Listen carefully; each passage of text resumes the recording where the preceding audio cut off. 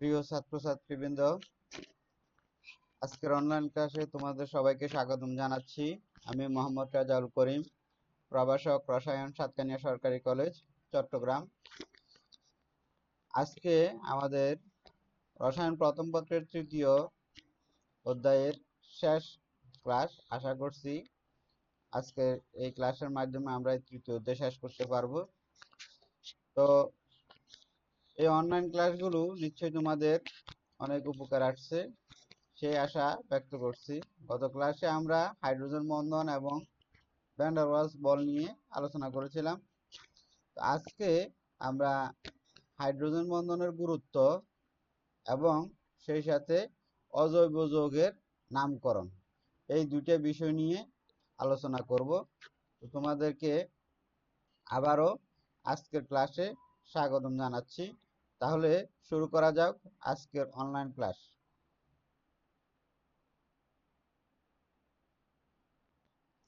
Hydrogen বন্ধন।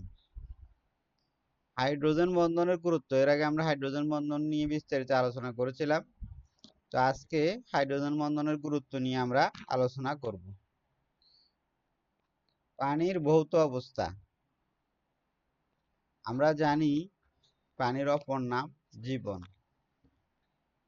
পানি ছাড়া কোনো জীবের অস্তিত্ব কল্পনা করা যায় না, এই জন্য পানির অপর নাম জীবন। যে কোনো উদ্ভিদ বা প্রাণীর বেঁচে থাকার জন্য পানি অপরিহার্য। কিন্তু কখন এই পানিটা আমাদের বেঁচে থাকার জন্য অপরিহার্য হয়? যখন পানিটা ভৌত অবস্থায় থাকে। ভৌত অবস্থায় বলতে তরল অবস্থায় থাকে। পানির ভৌত অবস্থাটা যখন তরল হয়, কারণ আমাদের দেহের প্রায় 70%, 70% হচ্ছে পানি, সেটা তরল অবস্থায় আছে আমাদের দেহে। এছাড়া বিভিন্ন উদ্ভিদ যারা মূলের মাধ্যমে পানি শোষণ করে বেঁচে থাকে, সেটাও তরল অবস্থায় তোমার মাটি থেকে শোষণ করে। পানি যদি এই তরল অবস্থায় না থাকতো, তাহলে সেই পানি বিভিন্ন উদ্ভিদ অথবা প্রাণীর শোষণ করতে পারতো না বা গ্রহণ করতে পারতো না। ফলে কোনো উদ্ভিদ বা প্রাণী বেঁচে থাকতে পারতো না। এক কথায় এই পৃথিবীতে কোনো প্রাণের অস্তিত্ব টিকে থাকা সম্ভব হতো না যদি পানি তরল অবস্থায় না থাকতো। আর পানির এই তরল অবস্থায় থাকার জন্য দায়ী হচ্ছে পানির মধ্যে হাইড্রোজেন বন্ধন।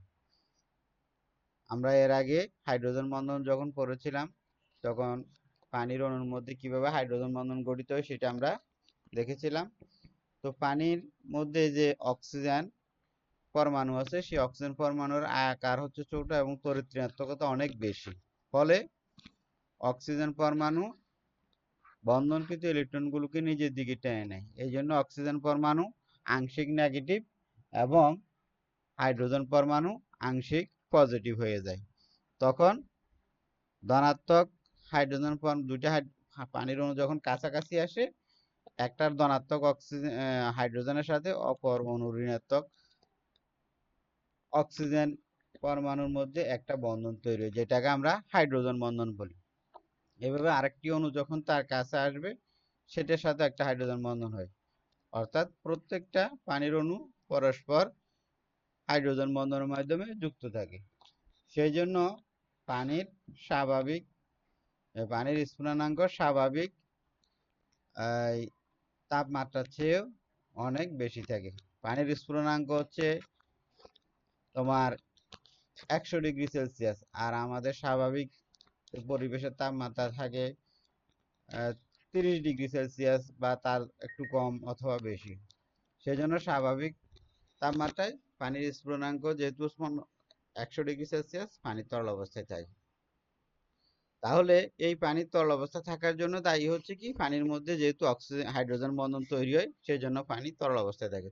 তাহলে আমরা আসলে বলতে পারি যে পানির অপর নাম জীবন। এই কথাটাকে আমরা এভাবে বলতে পারি যে হাইড্রোজেন বন্ধনের অপর নামই হচ্ছে জীবন। অর্থাৎ হাইড্রোজেন বন্ধন যদি পানির মধ্যে না তৈরি হতো, তাহলে পানি তরল অবস্থায় থাকতো না, সুতরাং তখন আর পানি অপর নাম জীবন হতো না। সেজন্য হাইড্রোজেন বন্ধনের অপর নাম জীবন। বরফের কেলাস। বরফ হচ্ছে কি, পানিকে যখন আমরা খুবই শীতল করি তখন সেটা জমে বরফ হয়ে যায়। এই বরফের কেলাসেও হাইড্রোজেন বন্ধন তৈরির মাধ্যমে বরফের কেলাস তৈরি হয়। পানির অণুর মধ্যে তো হাইড্রোজেন বন্ধন আছে, যখন সেটা বরফ হয় সেখানে আরো বেশি হাইড্রোজেন বন্ধন তৈরি হয়।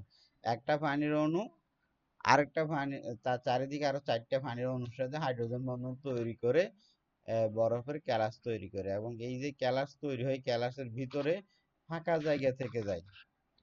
ফলে পানি যখন বরফে পরিণত হয় তখন বরফের আয়তন বেড়ে যায়। তাহলে কি বললাম, পানির অণুর মধ্যে হাইড্রোজেন বন্ধন তৈরি হওয়ার মাধ্যমে বরফ পরিণত হয়, এবং সেটা কিভাবে, একটা পানির অণুর সাথে আরো 4টা পানির অণু যুক্ত হয়ে হাইড্রোজেন বন্ধনের মাধ্যমে যুক্ত হয়ে একটা ক্যালাস তৈরি করে, যে ক্যালাসের ভিতরে তোমার ফাঁকা জায়গা থাকে। এই জন্য বরফের ঘনত্ব, বরফের আয়তন পানির থেকেও বেশি, আর বরফের ঘনত্ব পানির থেকেও কম। বরফের ঘনত্ব পানি থেকে কম হওয়ার কারণে বরফ পানিতে ভাসে। তো এই এই বরফ পানিতে ভাসার কারণে তোমার কি সুবিধা হয়, সেটা হচ্ছে তোমরা যদি দেখো শীত প্রধান বা মেরু অঞ্চলের যেখানে খুবই শীত পড়ে সেখানে জলজ প্রাণীগুলো বেঁচে থাকতে পারে এই বৈশিষ্ট্যের কারণে। কারণ যদি বরফ পানির উপরে ভেসে না উঠতো তাহলে ওই জলজ পরিবেশের সবগুলো পানি কি বরফে পরিণত হয়ে যেত, ফলে সেখানে আর কোনো প্রাণী বেঁচে থাকতে পারতো না।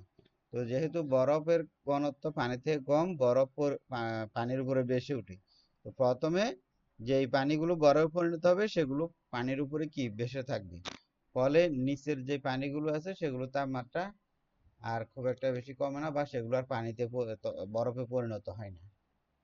নিচের পানিগুলো আর বরফে পরিণত হয় না, সেখানে তোমার জলজ প্রাণীগুলো বেঁচে থাকতে পারে।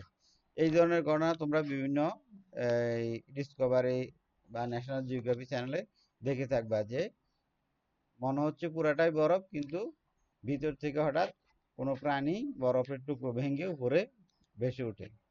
তো এটা দেখা যায়। তাহলে বরফের এই বৈশিষ্ট্যের কারণে যেটা হয়, তোমার হাইড্রোজেন বন্ধন গঠনের কারণে তোমার মেরু অঞ্চলের প্রাণীগুলো বেঁচে থাকতে পারে। সেলুলোজ। সেলুলোজ হচ্ছে উদ্ভিদের দেহ কাঠামোর প্রধান উপাদান সেলুলোজ। আর এই সেলুলোজের মধ্যেই তোমার বন্ধন, হাইড্রোজেন বন্ধন বিদ্যমান। সেলুলোজের মধ্যে গ্লাইকোসাইডিক বন্ধন থাকে, সেখানে হাইড্রোজেন, ধনাত্মক হাইড্রোজেন এবং ঋণাত্মক অক্সিজেন পরমাণুর মাধ্যমে হাইড্রোজেন বন্ধন তৈরি হয়, ফলে সেলুলোজ তোমার দৃঢ় হয় বা সেলুলোজের দৃঢ়তা বেড়ে যায়। এই কারণে আমরা যে কোনো কাঠ দিয়ে বিভিন্ন ধরনের আসবাবপত্র বা তোমার এই কি বলে যে ফার্নিচার, এগুলো আমরা তৈরি করতে পারি, বা আমাদের ঘর বাড়ি যেগুলো কাঠের সেগুলো আমরা তৈরি করতে পারি এই যে সেলুলোজের দৃঢ়তার কারণে।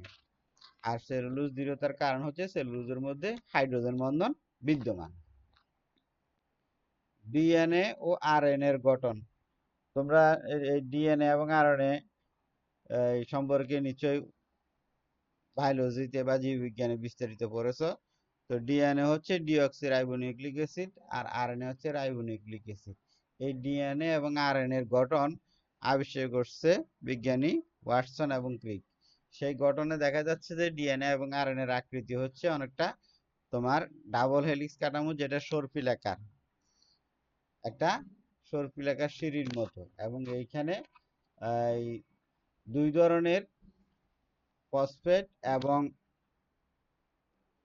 সুগার কাঠামোর মধ্যে হাইড্রোজেন বন্ধন তৈরি হয়। ডিএনএ এবং আরএনএ এর এই যে ডবল হেলিক্স কাঠামো, সেখানে যে সর্পিলাকার কাঠামো থাকে সেই সর্পিলাকার কাঠামোর মধ্যে এই তোমার ফসফেট এবং সুগার ইয়ার কাঠামোর মধ্যে হাইড্রোজেন বন্ধন তৈরি হয়, ফলে ডিএনএ এবং আরএনএ এর সুস্থিতি বেড়ে যায়। তাহলে এক্ষেত্রে ডিএনএ এবং আরএনএ হচ্ছে তোমার আমাদের বা যে কোনো জীবের দেহের অন্যতম একক।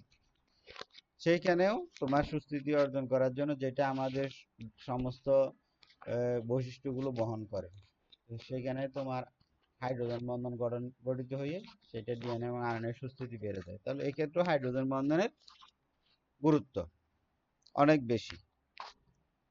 এরপরে প্রাণী দেহের গঠন কাঠামো। যে কোনো প্রাণী দেহের গঠন কাঠামোর অন্যতম উপাদান হচ্ছে প্রোটিন। আমরা বলতে পারি প্রোটিনের কাঠামো বা প্রোটিনের গঠন। প্রোটিন হচ্ছে তোমার অ্যামাইনো অ্যাসিড দ্বারা গঠিত। অ্যামাইনো অ্যাসিডের পলিমার, যেটাকে আমরা বায়োপলিমারও বলতে পারি। অর্থাৎ অসংখ্য অ্যামাইনো অ্যাসিড পরস্পরের সাথে যুক্ত হয়ে প্রোটিন তৈরি হয়।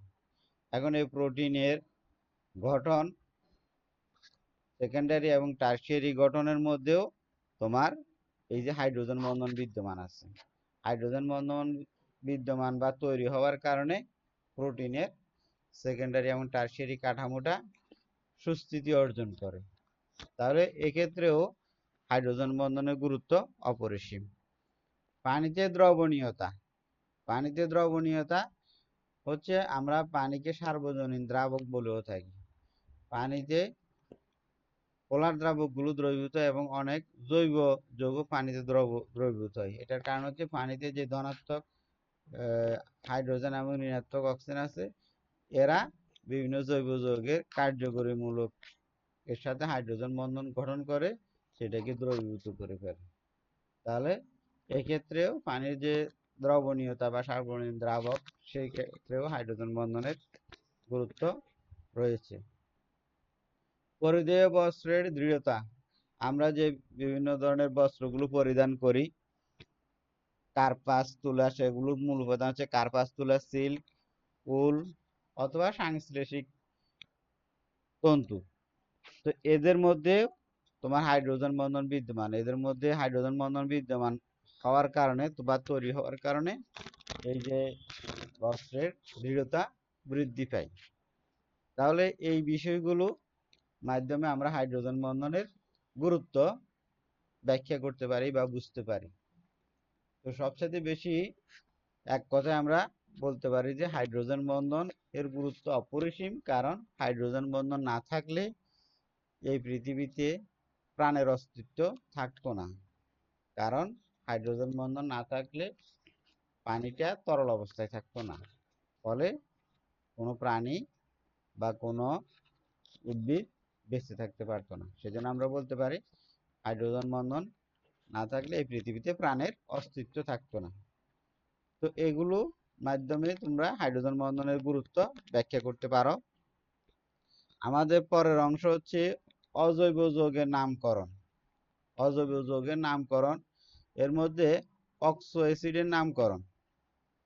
অক্সো অ্যাসিডের নামকরণ। এখন অক্সো অ্যাসিড কি? অক্সো অ্যাসিড হচ্ছে যেসব অম্লধর্ম বিশিষ্ট যৌগের অণুতে হাইড্রোজেন, অক্সিজেন ও অপর একটি কেন্দ্রীয় অধাতব বা ধাতব মৌল থাকে, তাদেরকে অক্সো অ্যাসিড বলা হয়। তাহলে যে সমস্ত অম্লধর্মী অ্যাসিডের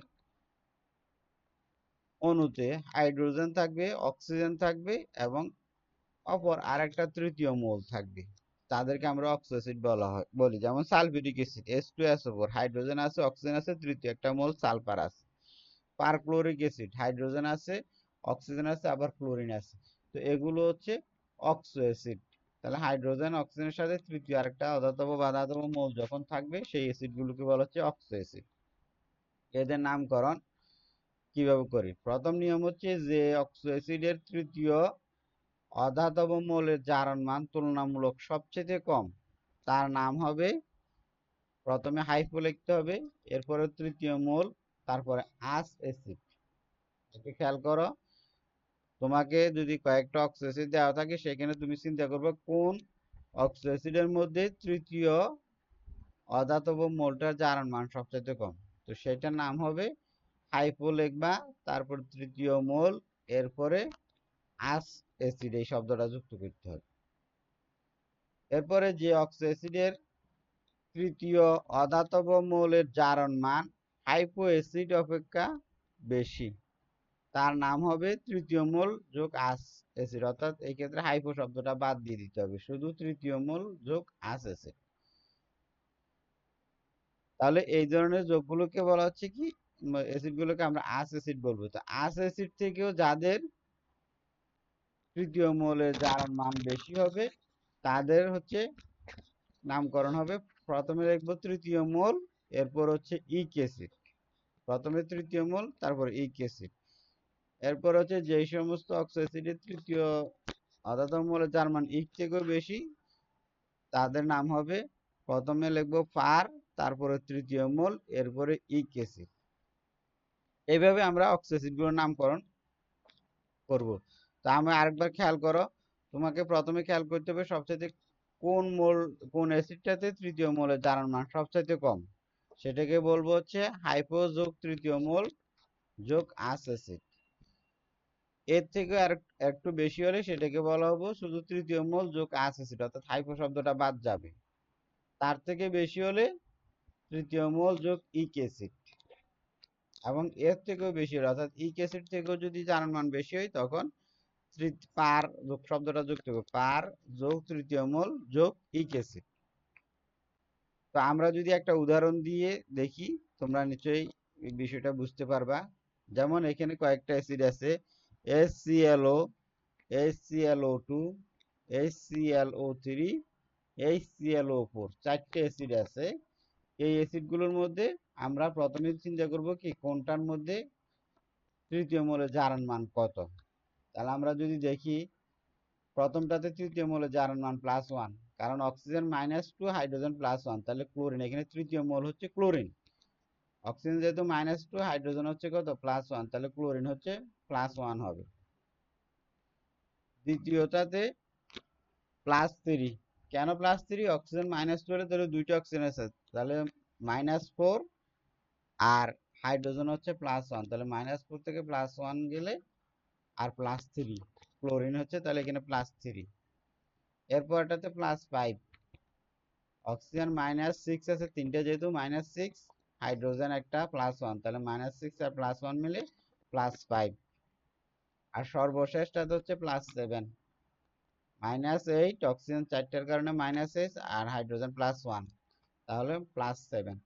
তো আমরা এখানে সবগুলো অ্যাসিডের মধ্যে তৃতীয় মোল মানে ক্লোরিন, এখানে তৃতীয় মোল ক্লোরিন, ক্লোরিনের জারণ মান দেখলাম।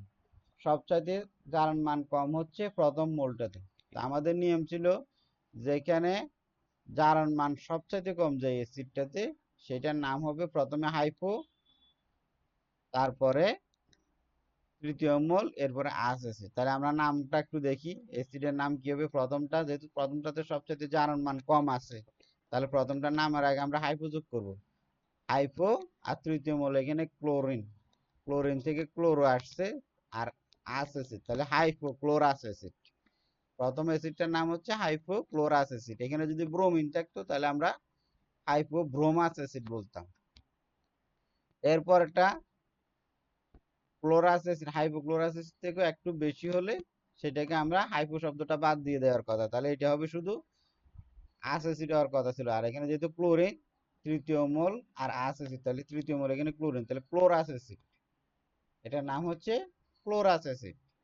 তারপরে নিয়মটা ছিল ক্লোরাস অ্যাসিড থেকেও যদি বেশি হয় তখন সেটাকে আমরা বলবো ক্লোরিক অ্যাসিড, ক্লোরিক, এটার নাম হচ্ছে ক্লোরিক অ্যাসিড। ক্লোরিক অ্যাসিড থেকেও বেশি হলে সেটার নাম হচ্ছে পার, তার আগে একটা পার শব্দ যুক্ত, পার ক্লোরিক অ্যাসিড, পার ক্লোরিক অ্যাসিড। তাহলে নিশ্চয়ই তোমরা এই উদাহরণগুলো থেকে বুঝতে পারলা যে কিভাবে আমরা নামকরণ করব। সবচেয়ে কম যে অ্যাসিডের মধ্যে তৃতীয় মোলের জারণ মান থাকবে সেটার নাম হবে হাইপো যোগ তৃতীয় মোল যোগ আস অ্যাসিড। তাহলে এখানে আমাদের উদাহরণ অনুযায়ী আমরা বলতে পারি প্রথম মোলটা মধ্যে ক্লোরিনের জারণ মান, প্রথম যোগে ক্লোরিনের মোলের জারণ মান সবচেয়ে কম, সেই জন্য সেটার নাম হবে হাইপোক্লোরাস অ্যাসিড। হাইপো থেকে আরেকটু বেশি হলে সেটাকে বলা হচ্ছে ক্লোরাস অ্যাসিড। ক্লোরাস থেকেও আরেকটু বেশি হলে জারণ মান সেটাকে বলা হচ্ছে ক্লোরিক অ্যাসিড। আর সবচেয়ে বেশি হলে সেটাকে বলা হচ্ছে পার ক্লোরিক অ্যাসিড। আরেকটা উদাহরণ যদি আমরা দেখি, যেমন এখানে কয়েকটা অ্যাসিড আমরা দেখলাম, তো এগুলোর মধ্যে প্রথমে আমাদের কি দেখতে হবে, তাহলে তৃতীয় মৌল হচ্ছে এখানে সালফার, সালফারের জারণ মানটা আমরা দেখতে হবে। তাহলে প্রথমটাতে সালফারের জারণ মান কত হবে নিশ্চয়ই তোমরা বুঝতে পারো। অক্সিজেন 4টা -8 আর হাইড্রোজেন হচ্ছে 2টা +2, তাহলে -8 থেকে +2 গেলে হচ্ছে +6, প্রথমটাতে +6, দ্বিতীয়টাতে অক্সিজেন 3টা তাহলে -6, যেহেতু একটা অক্সিজেনের জন্য -2 তাহলে -6 আর হাইড্রোজেন আছে +2 তাহলে +4, আর তৃতীয়টাতে অক্সিজেন 8টা আছে তাহলে -16 আর হাইড্রোজেন আছে 2টা প্লাস, সেই জন্য -16 থেকে +2 গেলে -14, সেটাকে যদি আমি সালফার যেহেতু এখানে 2টা আছে 2 দ্বারা ভাগ করে হচ্ছে তাহলে 7 হবে, সেটা ডান পাশে গেলে প্লাস হবে, তাহলে এটা হচ্ছে +7। তো এই তিনটার মধ্যে সবচাইতে কম কোনটাতে আছে? সবচাইতে কম আছে মাঝখানেরটাতে, তাহলে মাঝখানেরটা হবে এই তোমার, এখানে যেহেতু তিনটেই আছে তাহলে আমাদের এখানে আর হাইফো দরকার নাই, তিনটা থাকলে আস, ক্লোরিক আর পারক্লোরিক, এটা দিয়ে আমরা নামকরণ করব। তাহলে প্রথমটা হচ্ছে দ্বিতীয়, দ্বিতীয় সর্বোচ্চ, সেই জন্য প্রথম যোগটার নাম হবে ইক অ্যাসিড, অর্থাৎ এটা হবে সালফিউরিক অ্যাসিড। প্রথম অ্যাসিডটা হচ্ছে ইক অ্যাসিড হবে, তাহলে সেটার নাম হচ্ছে সালফিউরিক অ্যাসিড। আর দ্বিতীয় মোল, দ্বিতীয় অ্যাসিড যেটা, সেটা হচ্ছে সব তিনটার মধ্যে সবচেয়ে কম, সেটা হচ্ছে আস অ্যাসিড হবে, তাহলে সালফিউরাস অ্যাসিড। আর নিচেরটা বা তৃতীয় অ্যাসিডটা হচ্ছে সবচেয়ে বেশি সালফারের জার্মান, সেই জন্য হচ্ছে সেটার নাম হচ্ছে পার সালফিউরিক অ্যাসিড। তাহলে এই দুইটা উদাহরণের মধ্যে একটু ব্যতিক্রম আছে, প্রথমটাতে 4টা ছিল অ্যাসিড, দ্বিতীয় উদাহরণ যেখানে সালফারের অ্যাসিড এগুলোতে আছে 3টা। তো 3টা থাকলে আমরা আস দিয়ে শুরু করব, আর 4টে হলে তখন হাইপোক্লোরাস দিয়ে শুরু করব, এটা একটু খেয়াল রাখতে হবে।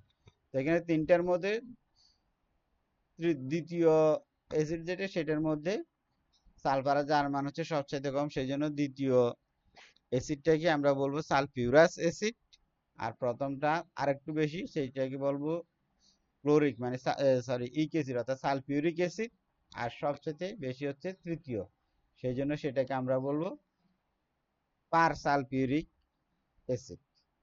নিশ্চয়ই তোমরা বুঝতে পেরেছো। এরপরে অধাতব মৌলের অম্লধর্মী অক্সাইডের অণুতে বিভিন্ন পানির অণুর সঙ্গে যুক্ত হয়ে অনেক সময় অ্যাসিড উৎপন্ন হয়। বিভিন্ন অক্সাইডের সাথে পানির অণু যুক্ত হয়ে সেটা অ্যাসিডে পরিণত হয়। তো তাদের নামকরণ কিভাবে করা হয়? অক্সাইডের সাথে সবচেয়ে বেশি পানির অণু যুক্ত হলে তার নামের পূর্বে অর্থ যোগ করা হয়। যে অক্সাইডের সাথে সবচেয়ে বেশি পানির অণু যুক্ত হবে তার নামের পূর্বে অর্থ যুক্ত করা হয়। আর অক্সাইডের নামের সাথে কম পানি অণু যুক্ত হলে তার নামের পূর্বে মেটা যোগ করা হয়। আর এই দুইটার মাঝামাঝি যেটা হবে তাদেরকে বলা হবে পাইরো। তাহলে 3টা নিয়ম, সবচেয়ে বেশি পানির অণু যে অ্যাসিডটাতে যুক্ত হবে সেটাকে বলা হবে অর্থ, আর সবচেয়ে কম যেটাতে যুক্ত হবে সেটাকে বলা হবে মেটা, আর মাঝামাঝি যেটার মধ্যে পানির অণু থাকবে সেটাকে বলা হবে পাইরো। বুঝা গেছে? একটা উদাহরণ দিলে তোমরা বুঝতে পারবা। যেমন এখানে এই যে ফসফরাস পেন্টঅক্সাইড, এর সাথে পানির অণু যুক্ত হয়ে 3টে অ্যাসিড তৈরি হয়েছে।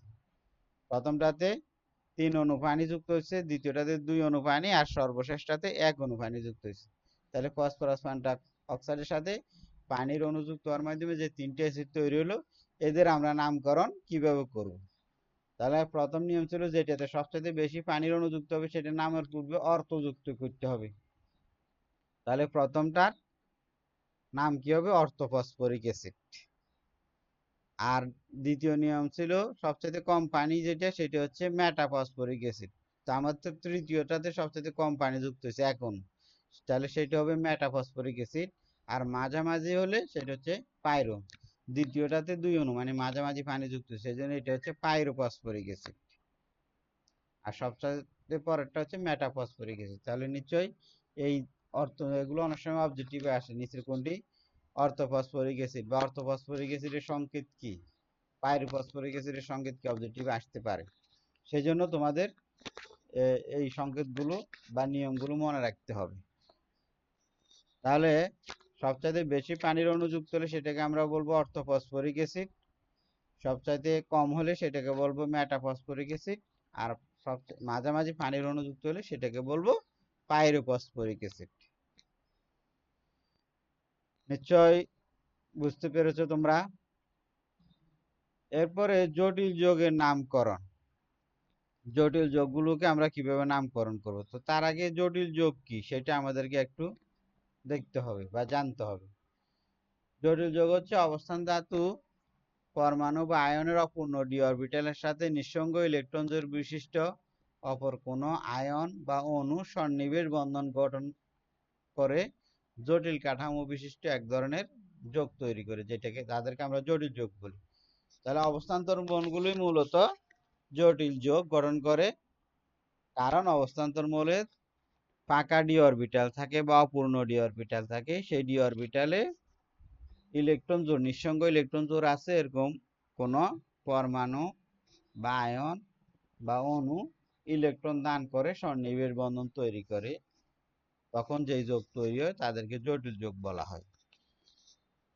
তো এই জটিল যোগগুলোর নামকরণ কিভাবে, জটিল যোগগুলো ক্যাটায়নিক জটিল যোগ, অ্যানায়নিক জটিল যোগ এই দুই ধরনের হয়।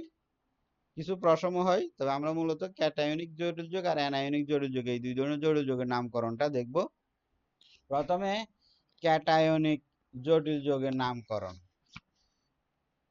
যেমন আমরা একটা যদি ক্যাটায়নিক জটিল যোগের আগে নামকরণের নিয়মটা বলে দিচ্ছি। প্রথমে হচ্ছে লিখতে হবে লিগ্যান্ডের সংখ্যা ও নাম। ক্যাটায়নিক জটিল যোগের নামকরণের নিয়ম কি রকম, প্রথমে লিখতে হবে লিগ্যান্ডের সংখ্যা ও নাম। এখন লিগ্যান্ড কি, আমরা এটা যখন সন্নিবেশ বন্ধন পড়ছিলাম সেখানে নিশ্চয়ই আমি বলে আসছি। লিগ্যান্ড হচ্ছে সন্নিবেশ বন্ধন গঠন করার সময় যে মৌল বা পরমাণু ইলেকট্রন দান করে তাদেরকে লিগ্যান্ড বলা হয়। তাহলে এখানে প্রথমে লিগ্যান্ডের সংখ্যা লিখতে হবে এবং নাম লিখতে হবে। এরপরে কেন্দ্রীয় ধাতব পরমাণু বা আয়নের সাধারণ নাম লিখতে হবে। যে ধাতব পরমাণুটা থাকবে সেটা সাধারণ নাম লিখতে হবে। তারপরে হচ্ছে প্রথম বন্ধনীর মধ্যে রোমান অক্ষরে ধাতব পরমাণু বা আয়নের জারণ মান লিখতে হবে এবং সর্বশেষ অ্যানায়নের নাম। তাহলে এটা মনে রাখতে হবে কিন্তু, প্রথমে লিগ্যান্ডের সংখ্যা ও নাম, তারপরে কেন্দ্রীয় ধাতব পরমাণু বা আয়নের সাধারণ নাম, এরপরে প্রথম বন্ধনীর মধ্যে ধাতব পরমাণুর রোমান হরফে লিখতে হবে অবশ্যই ধাতব পরমাণুর জারণ মান, এবং সর্বশেষ অ্যানায়নের নাম। তো এই নিয়মটা আমরা একটা উদাহরণের মাধ্যমে ব্যাখ্যা করি। এটা হচ্ছে একটা জটিল যোগ। এখন এটা কি ক্যাটায়নিক জটিল যোগ না অ্যানায়নিক জটিল যোগ সেটা কিভাবে বুঝবো, সেটা বোঝার জন্য জটিল যোগ জটিল আয়ন তৈরি করে তারপরে জটিল যোগ হয়। এই জটিল আয়ন হচ্ছে এই তৃতীয় বন্ধনের ভিতরে যেটা থাকে সেটা হচ্ছে জটিল আয়ন। এখন সেই আয়নটা কি ক্যাটায়ন নাকি অ্যানায়ন সেটা আমাদেরকে বুঝতে হবে। তো আমরা এটা সহজে বুঝতে পারি, যেহেতু তৃতীয় বন্ধনের বাইরে কি আছে, সালফেট আছে। সালফেট একটা যোগমূলক যেটা হচ্ছে নেগেটিভ -2। এখন এই যোগ পুরাটা হচ্ছে কি নিরপেক্ষ আছে, এখানে কোনো চার্জ নেই, আর সালফেট হচ্ছে -2। তার মানে নিশ্চয়ই এই তৃতীয় বন্ধনীর মধ্যে যেটা আছে সেই পুরাটার চার্জ হচ্ছে কত, +2। +2 আর -2 মিলে নিরপেক্ষ হয়ে গেছে। সুতরাং এখান থেকে আমরা সহজে বুঝতে পারি যে তৃতীয় বন্ধনীর মধ্যে যে আয়নটা আছে সেটা হচ্ছে ক্যাটায়ন, পুরাটা এই পুরাটা হচ্ছে কি ক্যাটায়ন। অতএব এটা একটা ক্যাটায়নিক জটিল যোগ। কি বললাম, যেহেতু এই পুরা যোগটা কোনো চার্জ নেই সেই জন্য এই সালফেট এর চার্জ -2, আর এই পুরাটা মানে তৃতীয় বন্ধনীর মধ্যে যতটুকু আছে এই পুরাটার চার্জ হবে +2। সেই জন্য এটা একটা ক্যাটায়ন, আর এই পুরা যোগটা হচ্ছে একটা ক্যাটায়নিক যোগ। তো এখানে নামকরণের নিয়ম এবার দেখো।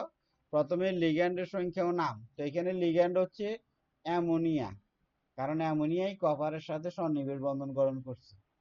তো অ্যামোনিয়া হচ্ছে লিগ্যান্ড। তো তোমাকে বলছে কি লিগ্যান্ডের সংখ্যা ও নাম। এখানে অ্যামোনিয়া কয়টা আছে, 4টা আছে। তাহলে 4টা থেকে আমরা বলি টেট্রা, তাহলে আমরা বলবো টেট্রা। আর অ্যামোনিয়া থাকলে সেটাকে এমিন বলা হয়, টেট্রা এমিন। এরপরে কেন্দ্রীয় ধাতব পরমাণু বা আয়নের সাধারণ নাম, এখানে কপার আছে, তাহলে টেট্রা অ্যামিন কপার। তারপরে লিখবো কি প্রথম বন্ধনীর মধ্যে রোমান হরফে ধাতব পরমাণুর জারণ মান, এখানে কপারের জারণ মান কত সেটা এবার লিখতে হবে। তো সেটা কিভাবে বুঝবো আমরা, সেটা বোঝার জন্য আমাদের জারণ মান কিভাবে নির্ণয় করতে হয় সেটা নির্ণয়ের মাধ্যমে করতে পারবো। অথবা আমি সহজে আরেকটু বলে দিচ্ছি, যেহেতু এই তৃতীয় বন্ধনীর ভিতরে যে অংশটা আছে সেটা হচ্ছে কত, সেটা হচ্ছে মাইনাস +2, আর অ্যামোনিয়াতে কিন্তু কোনো চার্জ নেই, অ্যামোনিয়া হচ্ছে চার্জ নিরপেক্ষ। সুতরাং এই যে +2 ছিল সেটা অবশ্যই কপারের কারণে, অর্থাৎ এখানে কপার +2 আকারে আছে। তাহলে এখানে জারণ সংখ্যা আমরা লিখবো কত, +2 জারণ মান। আর সর্বশেষ হচ্ছে অ্যানায়নের নাম, এখানে অ্যানায়ন হচ্ছে সালফেট, সালফেটটা লিখতে হবে। তাহলে আমরা কি বললাম, লিগ্যান্ডের সংখ্যা হচ্ছে 4, টেট্রা, লিগ্যান্ডের নাম হচ্ছে এমিন, তাহলে টেট্রা এমিন। তারপর ধাতব আয়ন হচ্ছে কপার, তার জারণ মান হচ্ছে 2, এবং অ্যানায়ন হচ্ছে সালফেট, তাহলে এটার নাম হচ্ছে tetra amine copper 2 sulphate, tetra amine copper 2 sulphate. আরেকটা উদাহরণ আমরা যদি দেখি, এটা আরেকটা জটিল যোগ। তো এইটাও যে ক্যাটায়ন সেটা আমরা বুঝবো কিভাবে, কারণ এই পুরো যোগের মধ্যে কোনো চার্জ নেই। আর ক্লোরিন আমরা জানি নেগেটিভ চার্জ, তাহলে এখানে ক্লোরিন যেহেতু 3টে আছে তাহলে এটা -3, অতএব এই তৃতীয় বন্ধনীর ভিতরে যে অংশটা আছে সেটার চার্জ হচ্ছে কত, +3, এটা +3 আকার আছে, সুতরাং এটা একটা ক্যাটায়ন, এই জন্য এটা ক্যাটায়নিক যোগ। তো এখানে নামকরণ হচ্ছে প্রথমে লিগ্যান্ডের সংখ্যা, এখানে লিগ্যান্ড হচ্ছে পানি, লিগ্যান্ড হচ্ছে এখানে পানি, তো পানি এখানে কয় আছে, 6 অণু আছে। 6 অণু থাকলে আমরা কি বলি, হেক্সা, 6 কি হেক্সা বলে, হেক্সা। আর পানিকে অ্যাকুয়া বলে, পানি থাকলে সেটাকে অ্যাকুয়া লেখা হয়, হেক্সা অ্যাকুয়া। এরপরে ধাতব পরমাণু বা আয়ন হচ্ছে প্যারা আয়রন, এটা হচ্ছে কি আয়রন, তাহলে হেক্সা অ্যাকুয়া আয়রন। এরপরে আয়রনের জারণ মান, এখানে আয়রনের জারণ মান কত, এখানে 3 হবে, কারণ যেহেতু তৃতীয় বন্ধনের ভিতরে যেটা আছে সেটা পুরোটা হচ্ছে +3, আর পানিতে কোনো চার্জ নেই, সুতরাং সেই +3টা আয়রন থেকে আসছে, অর্থাৎ এখানে আয়রন +3 এখানে আছে। তাহলে হেক্সা অ্যাকুয়া আয়রন 3, আর লাস্ট আছে কি ক্লোরিন, তাহলে chloride, hexa aqua iron 3 chloride, anion chloride.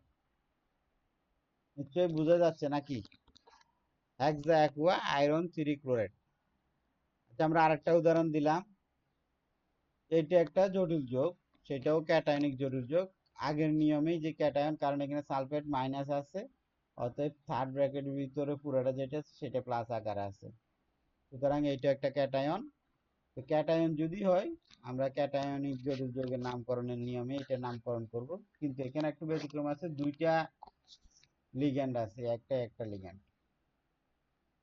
তো দুইটা লিগ্যান্ড থাকলে সেটাকে ওই যেটার নাম ইংরেজি বর্ণমালায় অক্ষর আগে আসবে সেটাকে আমরা প্রথমে লিখবো, আর এরপরে দ্বিতীয়টাকে তারপরে লিখবো।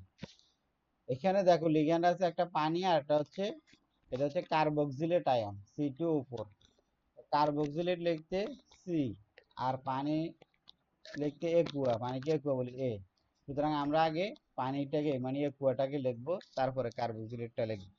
এটা হচ্ছে লিগ্যান্ড লেখার কথা বললাম। তারপর এখানে আয়রনের জারণ মানটা বাইর করতে হবে। আয়রনের জারণ মান কত, দেখো সালফেটটা হচ্ছে -2, আর এখানে জটিল আয়ন 2টে আছে, যেহেতু থার্ড ব্র্যাকেটের বাহিরে হচ্ছে কত 2 আছে, তার মানে এখানে দুইটাই পুরো থার্ড ব্র্যাকেট দুইটা, মানে দুইটা জটিল আয়ন আছে। যেহেতু সালফেটের সাথে এই দুইটা জটিল আয়ন যুক্ত আছে, তাহলে সালফেট -2 হওয়ার কারণে এই দুইটা মিলেই +2 আর কি। তার মধ্যে যদি আমি একটাই চিন্তা করি, একটা চিন্তা করলে +1 হবে।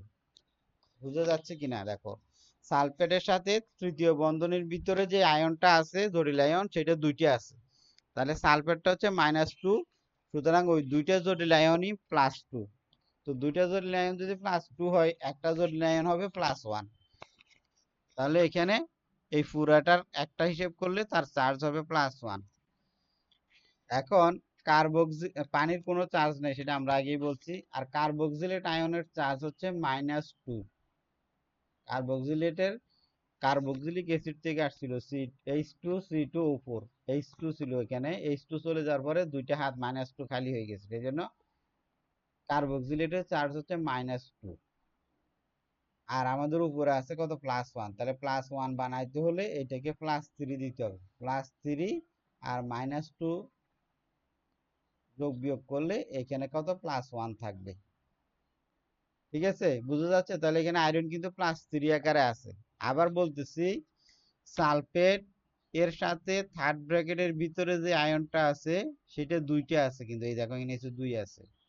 তাহলে সালফেট হচ্ছে -2, সুতরাং এই দুইটা মিলেই হচ্ছে +2, অর্থাৎ একটা +1 আর একটা +1 দুইটা মিলে +2 আর কি। একটা যদি +1 হয়, এখানে যদি উপরে +1 থাকে, তাহলে সেই +1 কিভাবে হবে? সেই +1 হচ্ছে এগুলোর চার্জ এর যোগফল বা বিয়োগফলের কারণে এখানে +1 হয়। তো পানির যেহেতু কোনো চার্জ নেই, কার্বক্সিলেটের হচ্ছে -2, তাহলে -2 আছে এখানে, আর এখানে যদি আমরা +3 দিই তাহলে -2 আর +3 মিলে যোগ বিয়োগ করে এখানে +1 থাকবে। সেই জন্য এখানে আয়রনটা +3 আকারে আছে। তো এখানে নাম কি হবে? এটার নাম হবে, তাহলে আমরা প্রথমে একুয়াটা আগে লিখবো, tetra aqua. Tetra aqua oxalato, যেহেতু অক্সালিক অ্যাসিড থেকে আসছে এটার নাম হচ্ছে oxalato. Tetra aqua oxalato iron 3 chloride. Tetra aqua oxalato iron 3 chloride এটার নাম হবে। এরপরে ক্যাটায়নিক জটিল যৌগের নাম, অ্যানায়নিক জটিল যৌগের নামকরণ। অ্যানায়নিক জটিল যৌগের নামকরণ আমরা কিভাবে করব?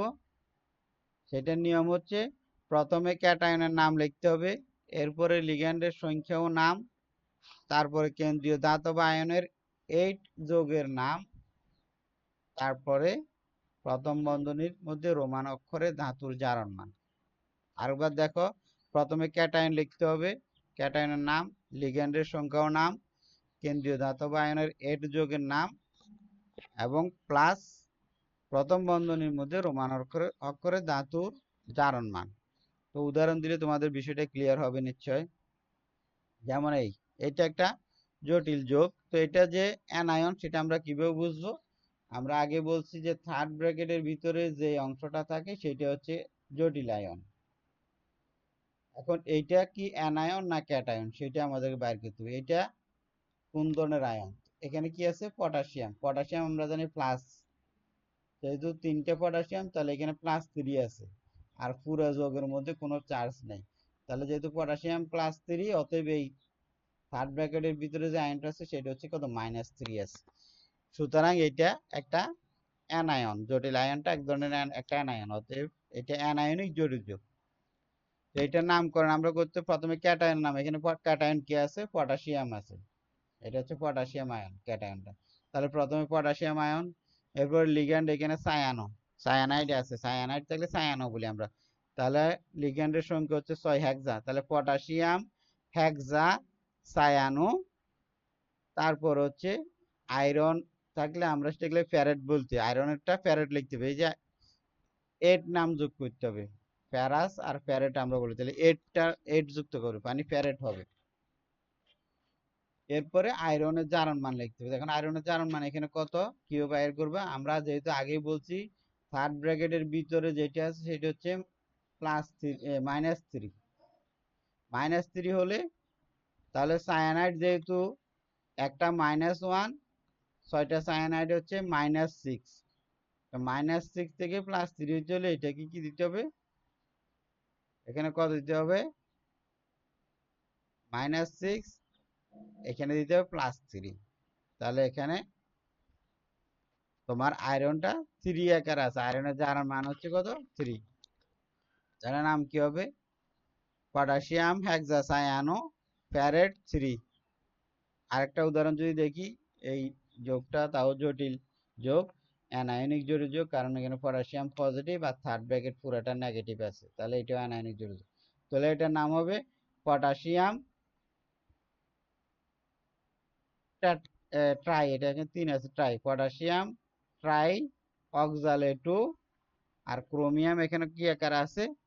ক্রোমিয়াম এখানে কত আছে? কিভাবে হিসাব করবো? পটাশিয়াম যেহেতু 3, এই পুরোটা হচ্ছে কত? -3।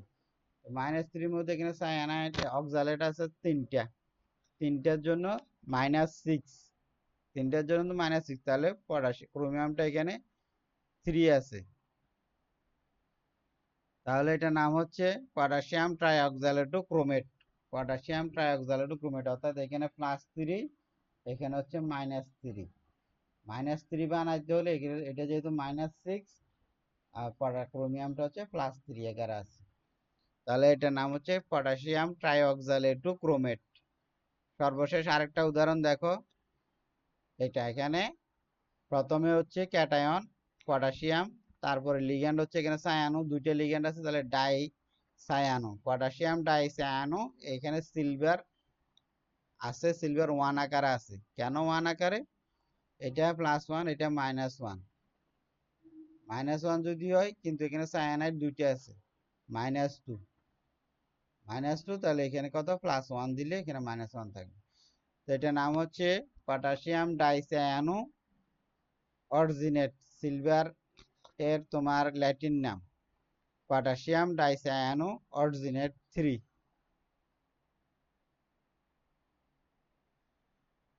তাহলে এইভাবে আমরা জটিল যৌগগুলোর নামকরণ করতে পারি। তো তোমরা নিশ্চয় এটা,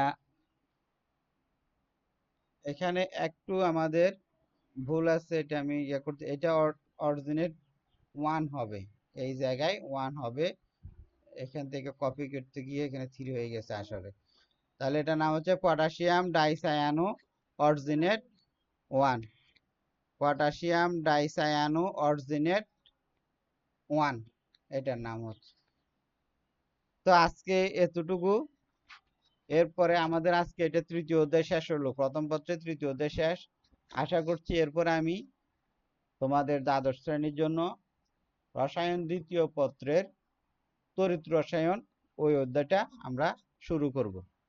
তো সেই পর্যন্ত সবাই ভালো থাকো, সুস্থ থাকো, সবাইকে অসংখ্য ধন্যবাদ।